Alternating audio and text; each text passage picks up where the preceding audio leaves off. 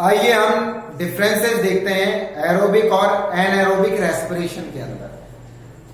Aerobic respiration और anaerobic respiration को हमने डिफरेंसेस में frequency, oxygen, duration, energy, site, oxidation और टॉक्सिसिटी, इन 7 पार्ट्स में डिवाइड किया है। एरोबिक रेस्पिरेशन में हम देखते हैं कि फ्रीक्वेंसी, तो ये फ्रीक्वेंटली होता रहता है, लगातार ये होता रहता है, क्योंकि ये एक कॉमन मेथड है। रेस्पिरेशन का एक कॉमन मेथड है जो कि फ्रीक्वेंटली होता है। लेकिन एनएरोबिक जो रेस्पिरेशन है वो रेयर केस में होता है।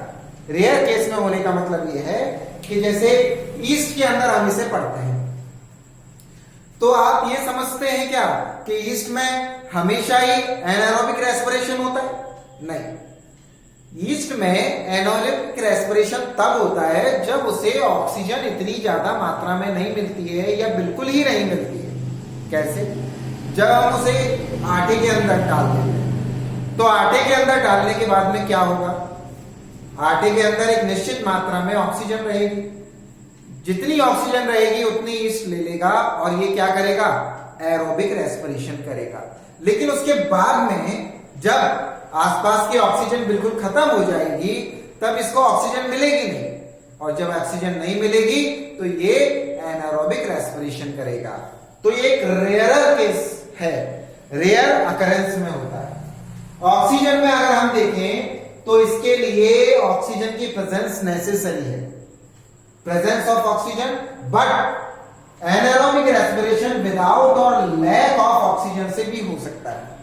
कम ऑक्सीजन हो तब भी एनारोबिक होगा, और ऑक्सीजन नहीं हो तब भी एनारोबिक होगा।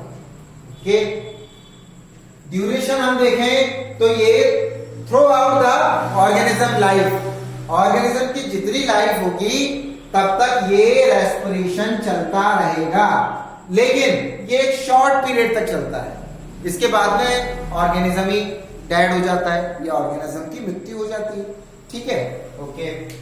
एनर्जी के हिसाब से हम देखें तो इसके अंदर एरोबिक रेस्पिरेशन के अंदर एनर्जी जो होगी वो 38 एटीपी बनते हैं। एक ग्लूकोज से ऑक्सीजन जब कंबाइंड होता है और एरोबिक रेस्पिरेशन होता है तो 38 एटीपी बनते हैं 1 ग्लूकोज मॉलिक्यूल से। उसमें 686 किलो कैलोरी एनर्जी एग्जिट होती है। आप ये देखिए, ओके। यहां पे अगर हम देखें एनारोबिक में तो सिर्फ 2 एटीपी डेवलप होते हैं और 56 किलो कैलोरी, मतलब कंपैरिजन टू लेस कैलोरी यहां पे होती है। ओके, साइड हम देखें तो ये सेल के अंदर साइटोप्लाज्म और माइटोकॉन्ड्रिया दोनों के अंदर होगा। एक ग्लाइकोलाइसिस की जो रिएक्शन होगी साइटोप्लाज्म में होगी, जो इसमें और इसमें दोनों में कॉमन है, एरोबिक और एनारोबिक में। लेकिन माइटोकॉन्ड्रिया के अंदर जब ऑक्सीजन मिलेगा तभी रिएक्शन होगी। अगर ऑक्सीजन नहीं मिला तो साइटोप्लाज्म के अंदर ही एनारोबिक रेस्पिरेशन होगा।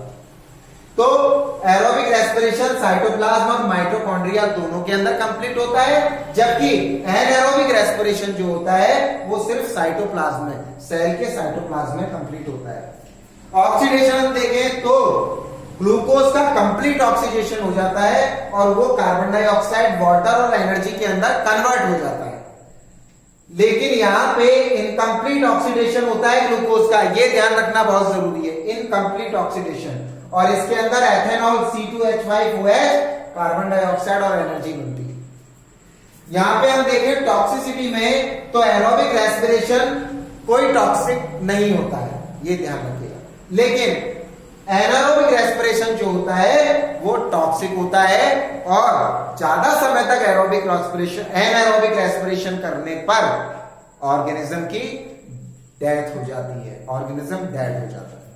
तो यहां तक मेरी समझ में आपको एरोबिक और एनारोबिक में 10th क्लास तक लेवल का डिफरेंस अच्छी तरह से समझ में आ गया।